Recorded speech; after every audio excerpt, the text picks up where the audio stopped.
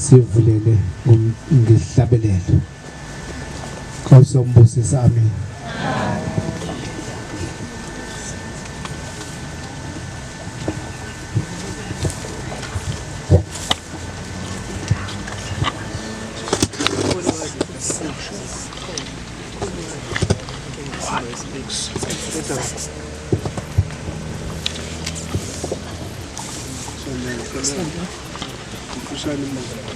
Inkosi abuso kuphama kwabangcwele.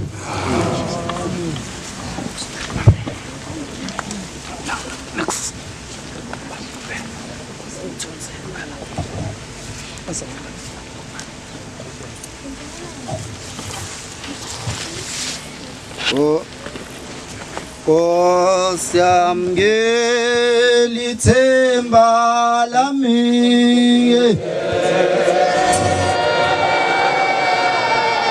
awunako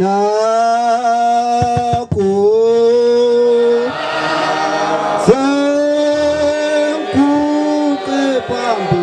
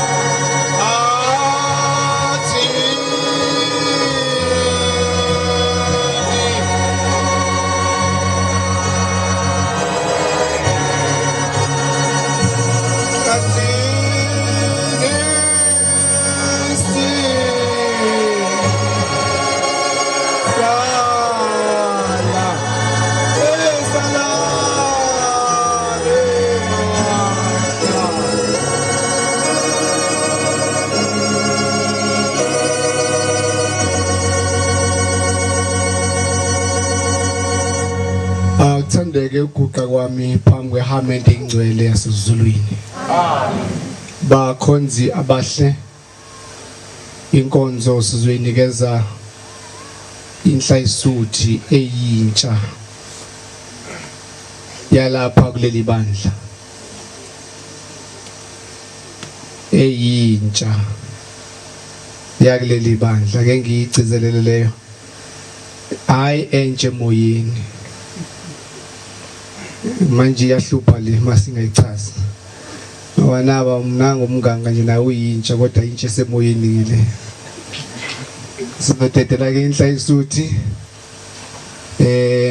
entsha eyintsha ishaye nje kafushane ivesi lizoba lodwa ngeke abuthu nje oba ngenzile lizoba lodwa bese nisina nadedelana ngizomtime ke I think ngikwenye i-visit last week bengibamnikeza u30 minutes kwakhuluma abantu abawu7 u30 minutes ngoba bengibathayimile nani ke ngizongitime ngoba isikhathi esifushane ngo2 o'clock bese ningibuyisela umbhobho bese ngiyavala.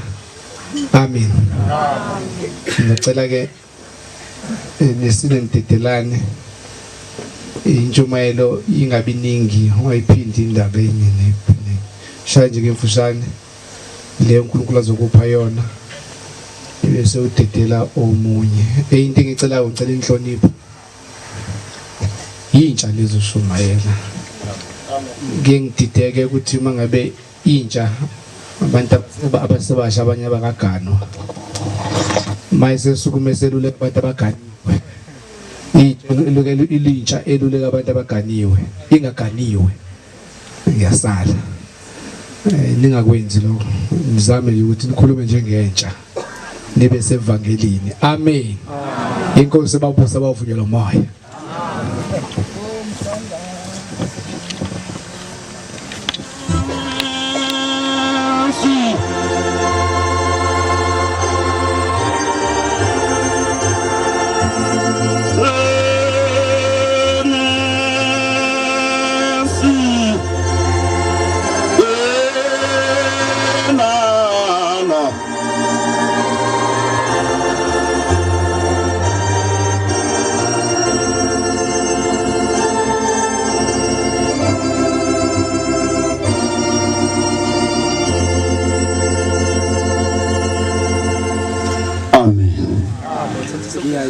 Inkosi yasehleni lamaNazaretha onyazi lezulu amen. Mfana kaButhilizwe la Pierre Omepantan Saprigen cha angishumayeli kodwa ngizokwethula usokhaya usihlalo wakuleli thempeli ekusindisweni ngizothula yena ubaba umfundisi uyikhulumile lento ebengifisa ukuba sikhumbuzane sensizwa sezulu singabantwana ayibongosi ungabe sokhuluma inkulumo esona untanga yakho ikhona ke nenye into ebuye idla isikhathi insizwa sezulu angazi noma ukukholwa kushayo ngibingelela umfundisi umkhokheli abazayi sonke usibale ngawani sibingelela ukukholwa isifundisa khona la ekhaya ngiyayikhetha inkosi yasekuphameni alongikhetha unyazi lezulu uhlala endabeni ayibonga inkosi ngeke ngisalidla ke nami ithuba ake nginike nako sokhaya esamukele emva lapho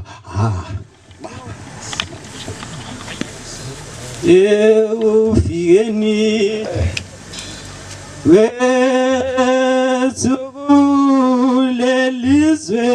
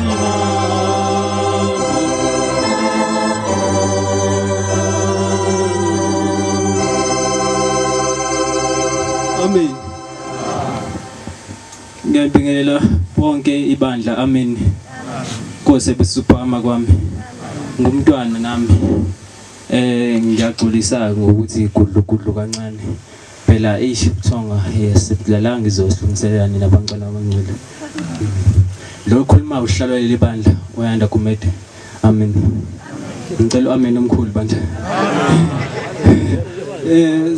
maNazaretha siyanamkela ekusindisweni namkelile nonke amen yabo bekuthiwa bekunendlela ukushitsha yela gama elibhala welcome lapha ngizothi siyanamkela nonke hayi isilungu ngiyabona isilungu sinakhona namakhehla la asingaboni ngihle kahle kodwa sikhuluma ngelinye ilanga le Nkosi ngizwile amen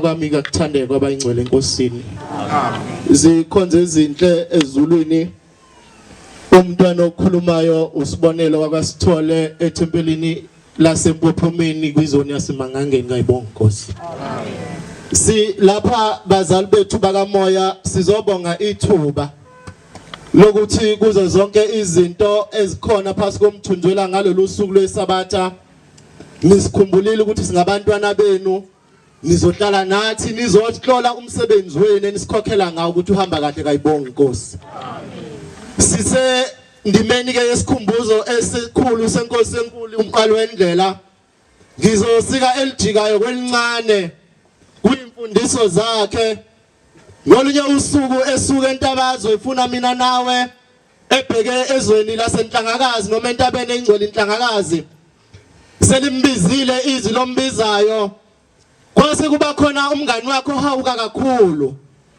ethi Shembe mngani wami ngoba usuhamba uphikelele ezweni laseNatali angazi kuba ngiyobuye ngikubone na ngoba ushiya konke udela amakhosikazi akho udela inkomo zakho nabantwana bakho uyobuye futhi ubuye yini na uthi ke mase ehamba usethi mngani wami ngicela uthathe nasi isigqoko sami bathi le ndoda kwakuwumfundisi wenkolo wephethe isigqoko lesi namhlanje lapha ekhaya sesithi isigqoko samakhosi osekuthi masibonakala isigqoko omunye umuntu bese siyakweshwama kayibonga inkosi uthi ke mngani wami thatha nasi isigqoko kwakuyisigqoko nje esasingenawo umoya woNkulunkulu ngoba singakathintwa oyingcwele ombethe uThixo kayibonga inkosi wayesehamba ubaba mkhulu ehamba nesigqoko esiwuthando kamngani wakhe engathi besingathi masiphuma lapha emzini wasekusindisweni siphume nezinhliziyo ezinothando ngoba ukukholwa okungenalo uthando kufana nokukholwa okufileyo kayibonga inkosi wayesehamba ubaba mkhulu wayesefaka lesigqoko bathi kwathi ekhambeni kwakhe kwase kufika ukuthi khona ekhambeni kwakhe khona inkosazana eyayigula emzini mumbe bathi lesigqoko wayesecela ukukhuleka lapho noma ukuthandaza kulowo muzi edlula khona wayesekhuleka wangena bamemukela ngentokozo wayesethandaza ekuthandazeni kwakhe ethiwa wathatha lesigqoko wayesesibeka kulomntwana lo mntwana kwase kuba ukuphila kwakhe ngenxa ukuthi wathintwa ilesigqoko esasigqoko ubaba mkhulu ngoba sase sinomoya wasezulu ngoba sasithintwa uyingcwele kayibonga inkosi engathi izikhonzo ezinhle ezisezulwini kakhulukazi thina abantu abasha ngoba sekunevangeli elibi lapha esontweni athi umuntu ngoba ekubona ukuthi ukhuthele enkolweni bese ethi uyagijima engathi besingagijima ibangeli isilinganele njengabantu abasha uthi noma uzwa kuthiwa khona umgcotho olimele nomunye wena ungayingeni indaba ngoba abazali bethu laba bayazana lapho belungisana khona kayibonga inkosi inkosi yakubusiseni kuzwini amaqhawe kathe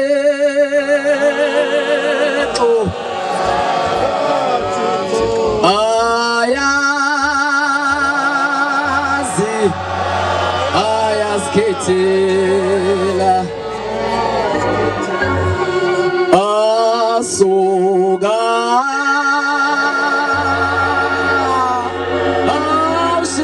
awushimlaza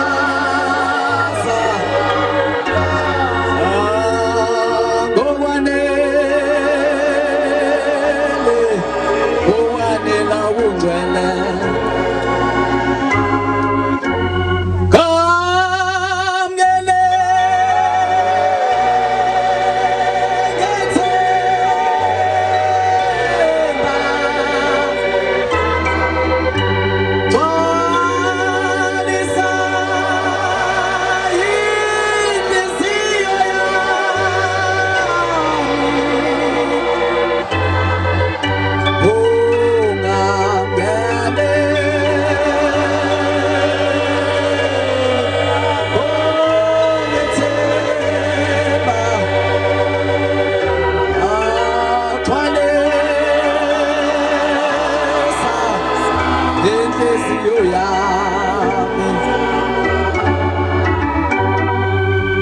ngiyayikhetha inkosi yasekuphakameni amen ngumbongeni wakwacele khaya kuseHammersdale evukani tempela libonga igama lenkosi amen ngolunye usuku zikhonze ezinhle enkosini mabekhuluma abadala bathe emzini omdala wasekuphakameni wakukhona ubaba owayegula lo baba enesilondo nyaweni baye bathi ngaso sonke isikhathi inkosi la ngaphuma sikode wayethi bephuma eyonikelisa lo baba bese yahamba yonikela iphuma inkosi yonikelisa lo baba hamba yonikela kwaphela inyanga kwaphela unyaka kwaphela neminyaka isilonda kodwa singaphuli wayesethatha isinqumo lo baba ukuthi ayi engathi uShemba kangiboni Awu ngiyafisa manje amasiphuma sazi ukuthi uShembe uyasibona ikhathi zonke ayibonga Nkosi. Amen. Wayesethatha ikhefu uthe inkosi ulangaphuma mayisenikelisa. Useyabuza kubashumayela babekhona ngaleso sikhathi ukuthi uphi usibanibani. Wase kuthiwa ibaba wathi hambani yomlanda. Yayisiyambuza inkosi ukuthi kudalwe yini namhlanje ungeze ukuzonikela. Wathi inkosi senginikele kakhulu. Wathi inkosi uyabapha bonke abantu izinto abayicelayo kodwa ngiyabona ukuthi mina Nkosi awungephi shuthi mina ungithandi. Wayesethi uShembe thina boShembe umuntu asimlahle. Wathi ngicela ngalomzuzu uqoqo yonke imithwalo yakho ekhona nawe lapha ekuphakameni uhambe ekhaya. Kodwa mawufike ekhaya ungafike ekhaya ukhohlwe isikhathi sokuthandaza. Wathi ngo4 ubothandaza, ngo9 ubothandaza, ngo6 ubothandaza, ngo12 ebusuku ubothandaza.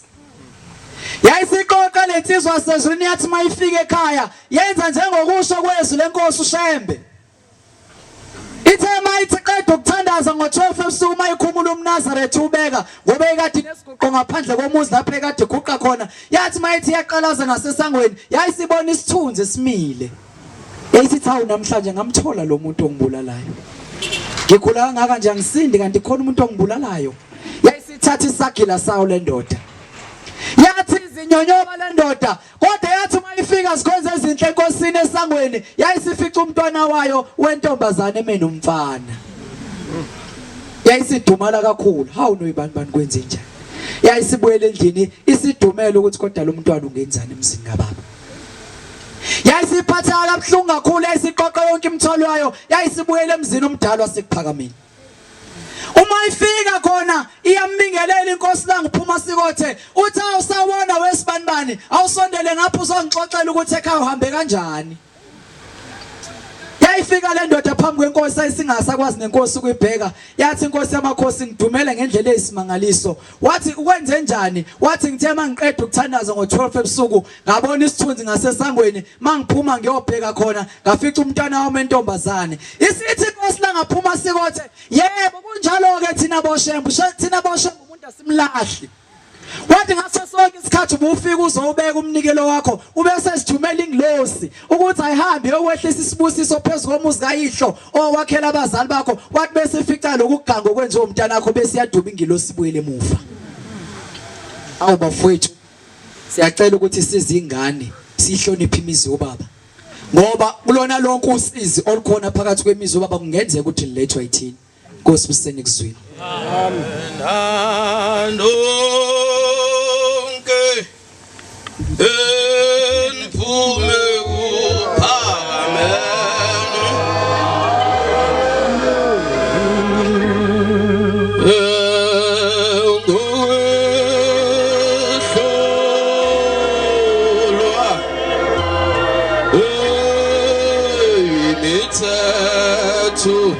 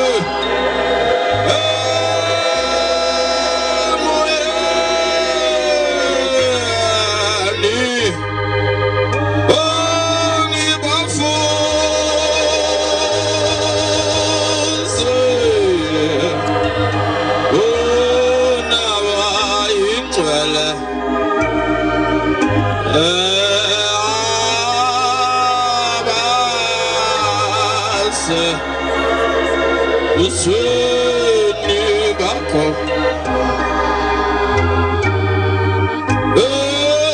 mangethwase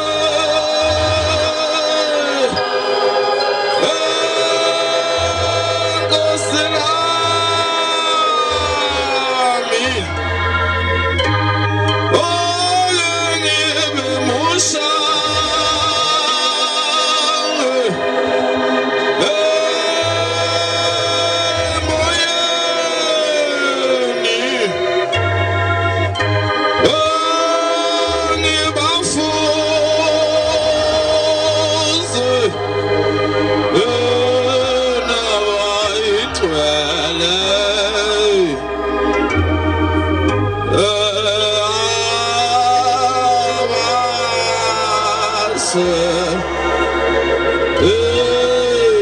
usani bakho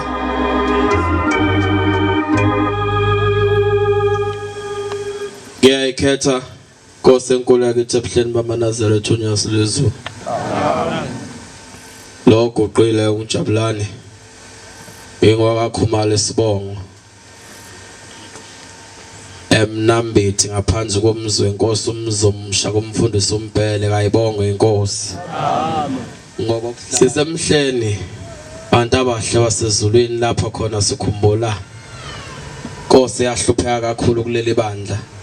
Nkosi engazange ibuse, Nkosi engazange ithandwe, Nkosi engazange izithengelwe imoto, Nkosi engakazi ihlale izitezi. Kodwa idikilanga abantu basezulwini yabakha lobo buNazaretha namandle sisakubo okwakhiwa izandla zakhe kayibonge inkosi. Amen. Bathi abadala mabesixoxela wathi baba omkhulu esevumile ukuba uyalithabatha lolo hambo. Wabe sebiza amakhosikazi akhe wonke wawaqoqa wathi makhosikazi wami kulungile ngiyavuma ngiyaphuma ngiyahamba. Uthe esephelezela amakhosikazi akhe kwasaqhamuka umngane wakhe okwakumfundisi uMahona. Mfundisi uMahona uphethe isigqoko somhelane. Uthi umfundisi uMahona nceke yenkosi mngane wami ngoba usuvumile ukuba uyalithatha lelo hambo ukunikeza nasi isigqoko. Ukuba mawusuzwa ilanga lishisa endleleni bese uyasiqhiblela lesi sigqoko. Thiyo wasithatha ubaba omkhulu wathabatha uhambo lakhe. Uthe mayesefika emzini wakhe ePietermaritzburg enhlanhleni. Wayesevula inkonzo yokuthandazela abantu. Lapho wehlezi khona kwakukhona isihlalo bese kuba khona itafulana elincane. Wayesebeka itasimende nalesi sigqoko asiphiwe umngane wakhe umfundisi uMahona. Wabe sevula inkonzo yokuthandazela abantu. La eduze kwalapho wehlezi khona kwakukhona umuntu owayelethwe ngengubo. Kuthiwa kwabe sekuvunguza umoyana saphephuka lesi sigqoko sawela kulomuntu olethwe ngengubo. Kuthiwa lo muntu owalethwe ngengubo wezwe imsiphi iqaqeka wasiyasinda wasindiswa ilesi sigqoko sika baba omkhulu esiwelele kuye. Amen. Athi kamazwi kababa omkhulu mayesethintitha lesi sigqoko. Uthi kusukela namhlanje lesi sigqoko akusasona nje isigqoko engisiphiwe umngane wami umfundisi uMahona. Uthi kodwa sekuyisigqoko sensindiso. Uthi futhi bonke oshemba boyohlala niyobabona ngalesi sigqoko. Kwaqala lapho ke eMaNazaretha uthi iNazaretha neNazaretha uma lekela abona isigqoko sika Shembe bese liyaphila kube ngathi libona uShembe uqobolwa. Amen. Sengihlala phansi abantu basezulwini uma intombi endala ingixoxela ukufika kwale ngubo emhlophe lapha ngikhulela khona. Uthi kwafika inkosi inyanga yezulu kuyelele ebusuku. Uthi inyanga yezulu uthi lalela nkosikazi. Usho njalo umama mayengixoxela uthi yafika yasho njalo athi lalela nkosikazi wena kusasa uzodla ushevu uzothatha inyama yenkomo nerayisi. Uthi ngalala abantu basezulwini uthi ngaphaphama ngabona ukuthi hayi ngiyaphupha. Uthi ngathandaza ngabiza uJesu sengeke ngababonaka abantu babebiza uJesu ebangcwele ngapheli awe biza uJesu. Uthi ngambiza uthi ngiyeza ukuthi hayi ngithandazile ke manje uthi ngabe sengiyalala. Uthi ngavuka ngakusasa abantu basezulwini uthi ngatshathisa ikela lami uthi ngacula uthi kwaseqhamuka ingane kamakhelane yaphuthumeza kimi ngasesangweni yathi wegogo nakho ubizwa ngapha. Uthi ngabe sengene kamakhelwane phela. Uthi mangifika uthi wayesiyangibuza umngane wami athi uyapi namakhelane uthi hayi ngiyosika utshani. Usethi kumakhelane hayi hlala phansi ngoba uyosika utshani asiqale sidle eqala ngoba nami ngizohamba ngiyosika utshani so sale sesihamba sobabili. Uthi wabe sehlala kwaleyo kwafika lokudla uthi ulibele ukuthi ike yafika indoda kuye ebusuku ilele yathi uzodla ushevu. Uthi kwafika lokudla kulethwe ngetray uthi yaguqa ingane yafika kubeka uthi ngase ngisika ispoon sokuqala uthi ngasizwa sehla lesi spoon ukuthi hayi sinezigi uthi ngabe sengisike sesibili uthi sesithathu bangcwele ngabe sengibhula ngembese uthi ngabe sengithi hayi wemakhelwane uyazi ngikhohlwa ibhodwe elishe eziko uthi ngiqamba amanga ngiyeza uthi ikhonto emzimbeni ngifuna ukuyofela ekhaya. Uthi bantu basezulwini khona lapho esefika ekhaya sefele ekhaya uthi yaqhamuka le ndoda emxwayisile yathi unengwe yini wena ngoba nguxwayisile yathi suka umfuna umuzi wasephakameni ngizongifica ngikulinde khona. uthi wabe sephapha abantu basezulwini akawazi noma uzosekuphakame wahambe buza kwathi waye kuyezwakala kuthiwa ukhona ngapha eNanda bahamba abantu basezulwini kuthiwa bafika kulomuzi okhazimula ngaphezulu kwelanga lenyanga uthi bayibona le ndoda iqhamuka ukuthi umama ngayibona iqhamuka lapha ukuthi nayi le ndoda engihluphayo uthi yafika kimi uthi yangizungeza le ndoda uthi kunemvunge eyishoyo uthi kodwa manje angizwa le mvunge uthi kwaze kwafika la ngizwa khona uthi le ndoda iyahlabelela ithi lalela Zulu oh lalela bantu bengiphethe ngezwe lethu oh siyazi izizwe zivungama ngawe njengezinyoni oh sishizinyoni sishama hloko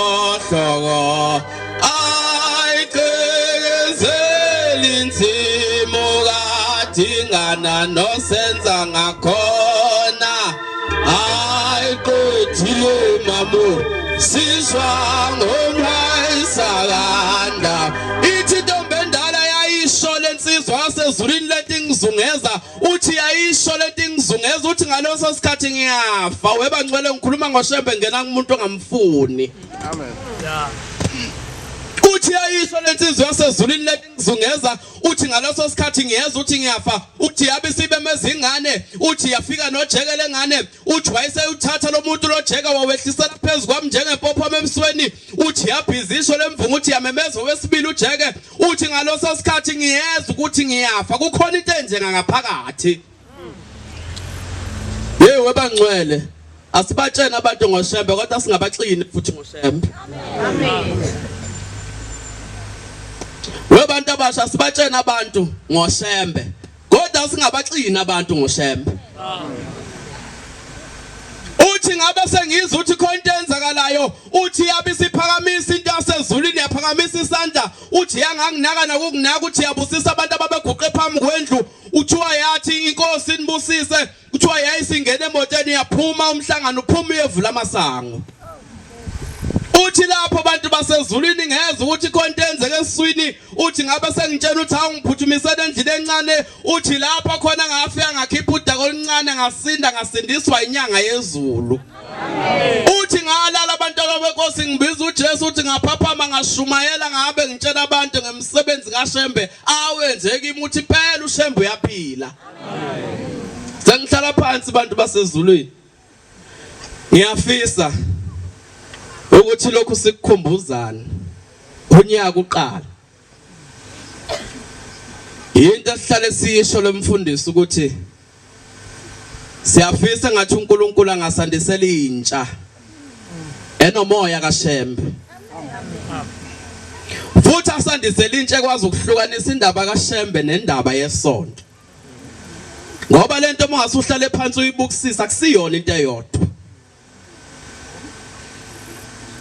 engathi uShembe bengasandisela intsha ezokwazi ukwehlukanisa isonto noNkulunkulu ngoba ukuya kwethu ebuhleni sisuwe singayile esontweni kodwa suwe siye kuShembe uqobo lwakhe yikho naye mase khona angakhohlwa ukusikhumbuza ukuthi njoba nikhona lapha sontani bese niphuma nigoqa icephu nahambe ngoba anizile esontweni nize kimi manje ke sinenkinga yabantu abasha abadukelwe yifocus yokuthi baze ukuzosindisa imndeni yabo bazonikelela imndeni yabo kabazile esontweni baze kuShembe okuyena umethulu wemthwalo amen manje sinenkinga yentsha manje siseyindabeni zesonto lawa engazanga khona lahlekelwe yifocus manje umfice indabeni zesonto ayikho indaba angayifakazi ayikho angayazi yonke eqala ikuyo amakomiti akhipha abantu ukubona amakomiti axova yabangimsindo phakathi kuwona kodwa manje muthi uyambuka lo muntu unoShembe impela kodwa manje indlela yakhe akayicaci ngoba udukelwe yifocus engathi uShembe kulonyaka bengasandisela abantu abazokhumbula ukuthi njoba siguqe lapha kasizile esontweni naseyindabeni zesonto size kuShembe okuyena umethulu wemthwalo inkosi buseni kuzwini amen sivumele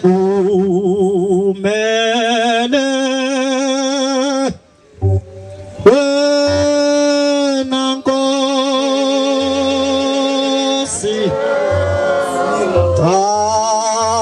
Isikada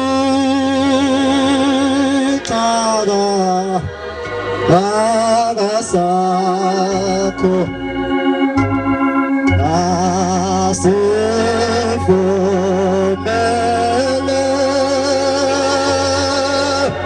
wena Nkosi isikada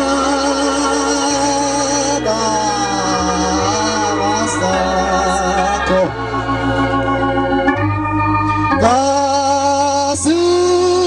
Shumala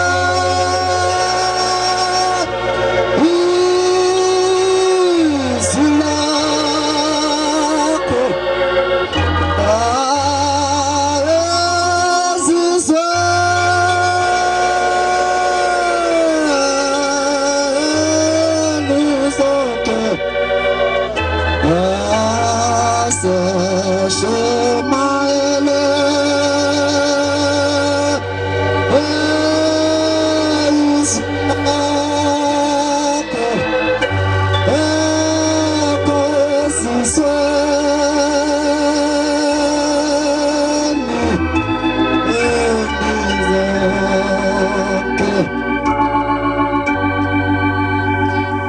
Ngiyayikhetha inkosi enkulu unyazi lwezulu. Amen. Lo mfana oguqila umfana omncane abamqamba ukuthi uthabise igama isibongo sakho akazonto uguqa endlini nasemthandazweni eSavannah Park ayibonga inkosi. Zikhonze izinhle zenkosi. Sisendabeni enkulu yokubabaza umsebenzi kaShembe. Leli melanga kukhona abafokazi ababili ababe bangisana ngomsebenzi kaShembe. Athi lo munye uShembe umuntu. Athi lo munye uShembe uNkulunkulu. Lo siphikisana lezi insizwa eTexini siphikisana lezi insizwa kwase kufika omunye umama. Eyizwa le ndaba ukuthi lezi insizwa ezidlangemumba zizoxabana sibangale. Wabasethi lo mama ngicela ngiyokhuluma indaba eyodwa ngalo Shembe enimbangayo. Uthi mina ngizawuqinisekisa ukuthi uShembe uNkulunkulu ngempela. Ngaparadisi ngaphuma ngenansuku ehlaza kodwa inkinga ngafika emzini ngahlala iminyaka ewu15 years ngingabathula abantwana. Sizawuqinisekisa abazali nathi bafowethu bodwa nodadewethu ukuthi uShembe ngempela uNkulunkulu. Amen. Uthi wasefika isikhathi sokuthi angihambe ngiyoguqa kuShembe. Lo Shembe ngikhuluma ngabantu abenkosi uShembe wayizolo inkosi uThingo lamakhosazana.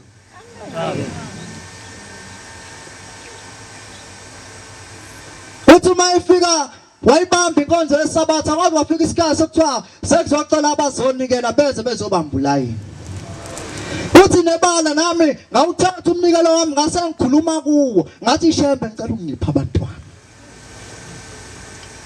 Wathi Shembe sengafika emzini ayikho inhlamba engasayitholile inkosi amakhosi ngicela nje umntwana noma oyedwa. Ukhuluma emnikelweni bantwana benkosi. Umnikelo abantwana benkosi zakho lathiwa noma uphume ekhaya khulumele phezukwawo.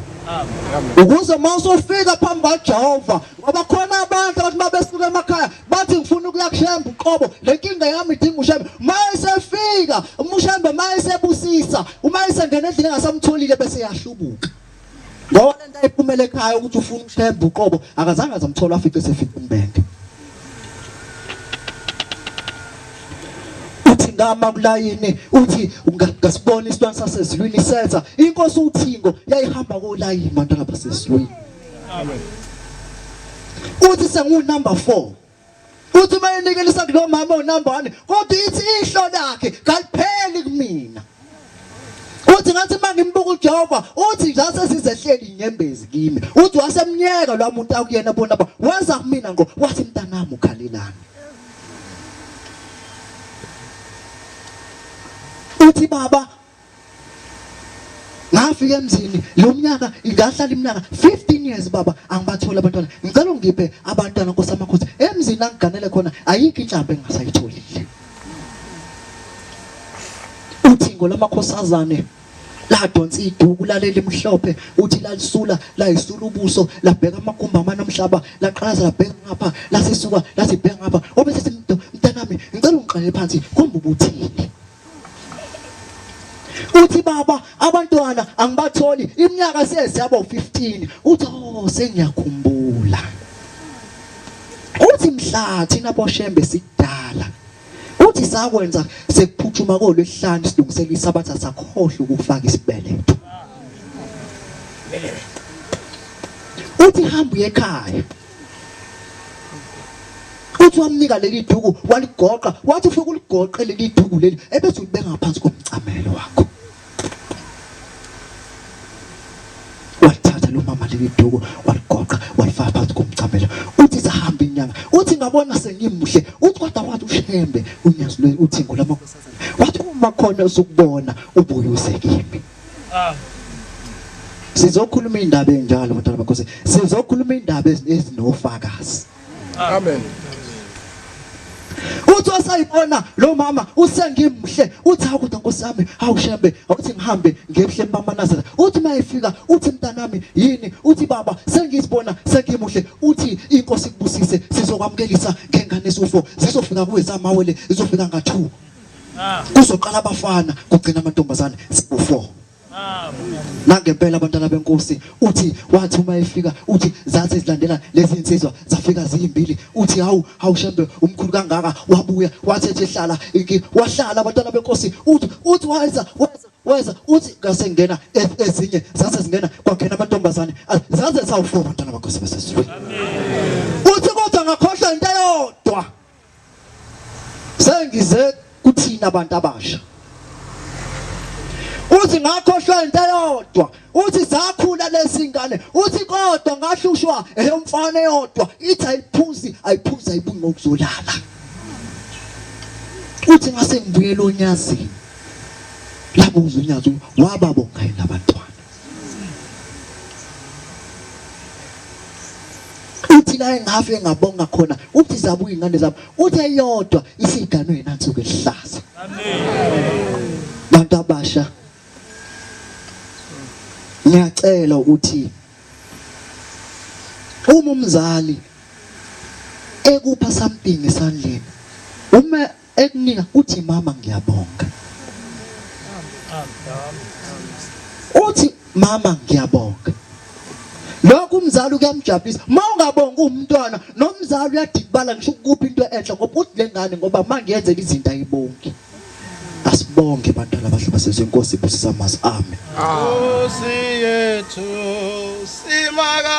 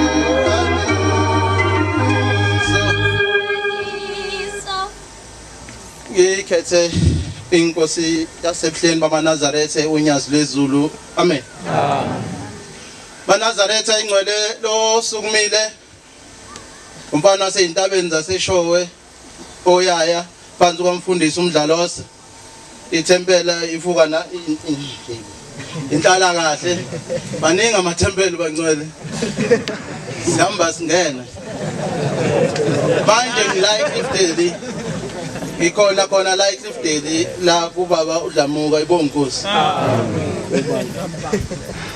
zihamba sifuna ukuphila bangcwele ibonkosi Banazaretha ingcwele ngisukuma ngalo mzuzu ngisukunyiswa ubuhlungu siyintsha yomNazaretha khona into engiyibonayo embi engibonayo ukuthi kusasa kuzobe kushunyayela ngathi kuthiwa kukhona isizukulwane esithile kwakuyisizukulwane sika TikTok ngempela ungayibuka lento uyeye ngibuke isimanga ku TikTok kugxabha unyazi ngeinhlamba mina ke mangibuka kuthuka uShembe angibuki lo muntu othukayo ngibuka lo muntu odala ukuthi kuze kuthuka inhlamba ukuthi uShembe bengathukani bafowethu uma kuthiwa besingampost uShembe ungabe lo muntu othuka uShembe lapha ku TikTok ebezoyisho le yanto makuthunyazwe bengaliboni bafowethu nginokudabuka ngizizwa nginovalo ngizizwa nginamahloni ukuthi kusasa sizobe siwomkhulu njengamanje mina sengumkhulu ngokwenzalo ngokuzalwa sengumkhulu kunabantu abathi mkhulu kumina ngizizwa ngishaya uvalo uma thina ongahlengi intalisuthi ngomkhulu mangase kuqhamuke abantu lana ngakutshena kahle ukuthi bazalwa izingane izalwa yithina izithi mkhulu lozo ngane kumina odadewethu sebathola izingane emzini lezo ngane seyithola izingane zithi mkhulu kumina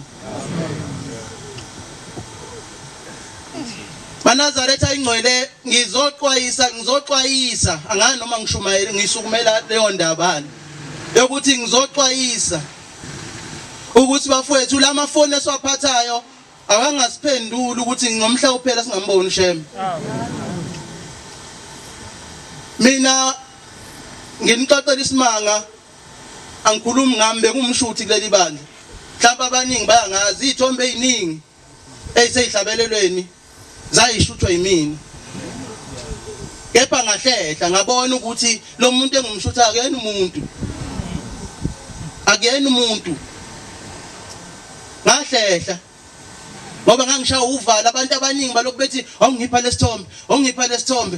lesithombe ngithi mina cha ngiphisani ngeyithombe kaShembe namhlanje lezo thombe ngiyayibona zibhizi gijinya ngazo unyazi lihlale ehlalweni nje lwashuthwe yimina Banazathi ngizoxwayisa lo ndaba ukuthi ngithe mangilokhuza lana sisakhula noma ngikhula ngoba namanje ngisakhula bekuthiwa ungabi nesithombe sonyazi efonini bazongicorrect abanye abadala kunami ukuthi lokho engikhulumayo ngabe kuyinkulumo eqondile ukuthi bekuthiwa kuleli bandla ungabi nesithombe sikaShembe efonini sengiyabona ukuthi kwakuvika yona le ndaba ukuthi uzomposta ku-status khona umuntu ozokhuluma kabi ngoShembe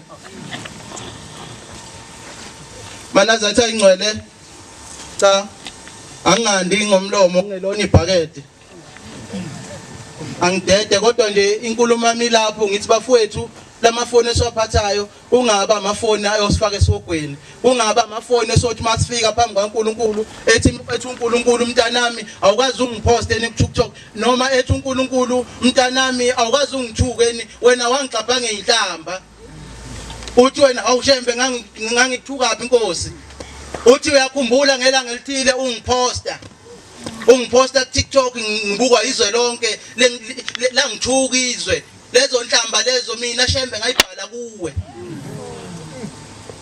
ungabe ngeke thina sikuthwala leso sono na ungabe le phone yakho ngoba ushutha nje na uzofaka ni TikTok na ayizoqhamuka nizitha ikaShembe ngawe na bese kuthiwa wena uthuka uShembe bafowethu lamafoni esiwaphathayo asishuthe thina nje uhleli kini udla ubhontshisi uyishuthe uyifake kuTikTok uthi ekhaya thina sidla ubhontshisi musukufaka uShembe bafowethu awushuthe nje kuhlinzwa insizwa yakithi ushuthe kuhlinzwa nje ubese ubatshena abantu ukuthi kuhlinzwa kanje insonyama ikhishwa kanje ifusi ekhensizwe nentsempela uthi nayi inkomo ihlinzweke manje kuzophuma lokuzana insonyama zombili zikhiphe insizwe ubona insizwe ayihlehla intshempela ihlehla ayikwazi ukukhipha insonyama inkosi mayikhosi Usivalela ukholekile Maduna evuka nithembele. Inkosi abusuphama abantu abangcwele.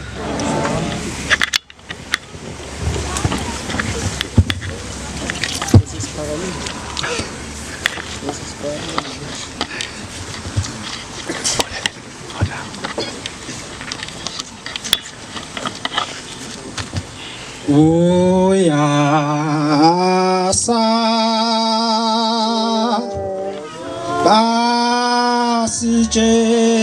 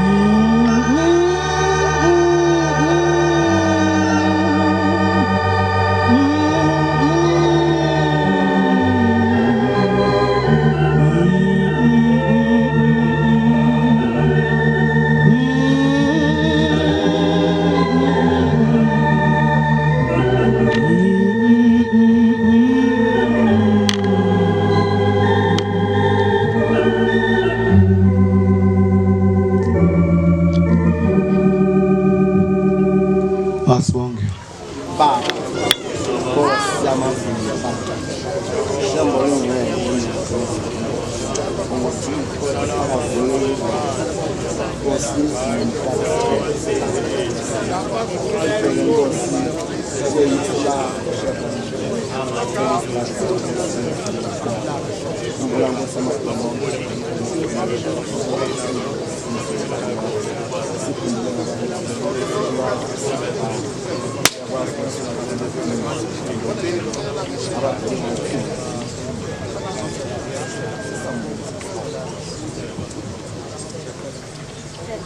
Amen. Asibheke enkosini. Umsa wakho Nkosi nothando lwakho nobudlali bakho moyingcwele. Usankosi amadola aguqileyo. Usamazwi lenkonzo sesiyenzile fika phezulu ukuthandaza lapho Nkosi afika ngakhona ngelakhe igama elihle kaShembe uthumekele Inkosi nazibe phakade. Amen. Angithatha ithuba lokubonga inkonzo enhle kangaka esiphathelwe intsha yakithi kwi-Pine Town Circuit. Ayibonga Nkosi. Ngesingisi sihle kuthiwa I'm proud of you. Hayi nibambile ngesixhosa sithi siqhalile. Ngibonge kakhulu. Kushumela insizwe u7 noma abasukumile abawu7 kunqengelelo oqalile wathatha 1 minute. Thelezi kwalandelo Ayanda Gumedo uthatha 1 minute. Walandela usiboniso usithole impopomeni uthatha 3 minutes. Kweza umbonge nicele uthatha 4.3 seconds. Kweza uJabulani Khumalo Mzomusha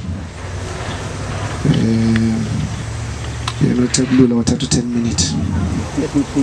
Kwase kuza uThabiso Zondo uthatha 9.45 seconds.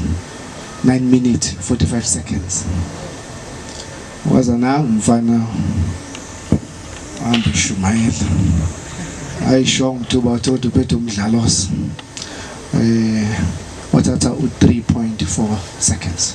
3 minutes 4 seconds. Ngimthayimile nonke ijomayele nila ukuthi bani uthini manje ifuna ngisendela. Amen. Ngiyakubonga lokho nisho ukufundiseka njengentsha ukuthi uma kuthiwa inkonzo eyentsha kusuke kushiwo ukuthi yawona wonke umuntu omusha ave ukuthi kufanele kushumayele umuntu oyedwa athathe 45 minutes. Njengoba bazali bagcotshwa lenkosi lezi ingane zenza lento ekuthiwa ivisit. Zenza iwuma yokuthi kusasa bazoya phambi kwesihlalo sobukhosi sasezulwini.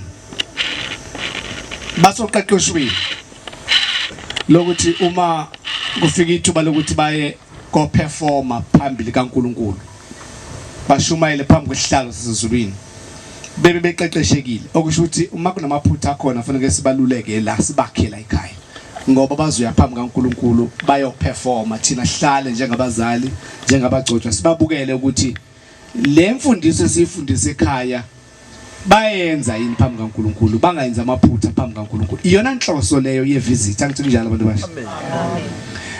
Ngiphatheka kabuhlungu ke kwesinye isikhathi ngiyafisa futhi ukubatshela abantwana ukuthi njoba sinikeza leli thuba le warm up ukuthi ni warm up ekhaya kumbi ukuthi utisha ngangaba khona utisha la kodwa ngiyacabanga bakhona ufika ufundisa ingane uyifundisa ingane mase kufanele kubhala itest ebese itest ibhalwa wena uma sekufanele kumakwe kube wena futhi uzomaka manje lokho kungitshela ukuthi okusho ukuthi njengoba ubhala wena nje test unovalo lokuthi uyazazi ukuthi awufundisanga ngoba mawufundisile fanele kube proud ekuthini hayi noma bangabhala ngoba ngiyazi bazo ivivinyo noma bangabhala ivivinyweni kodwa ngiyazi ukuthi bazophumelela ivivinyo. Ngakho ngisho ukuthi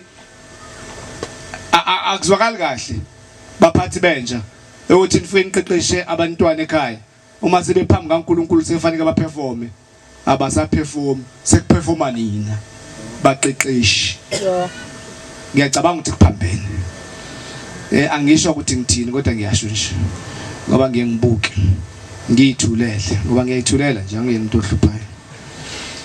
Ngithi ke angidlulise lokhu bangcwele abahle bezulu sizoba nenkonzo yobhabhadiso ngoMay banhla ngithi ngizambhekdate la ngicela ngibhekele i-diary la ukuthi thini soba nenkonzo yobhabhadiso sekethini ngoJune ngoJune June 22 ngoJune 22 soba nenkonzo yobhabhadiso bonke abafuna ukungena emanzini bazwe ukubhabhadiswa. Amen. Amen. Abaqondeka abantu ukuthi ngumfundisi. Amen. Kunamalungelo enginawo. Amen. Ongenawo wena.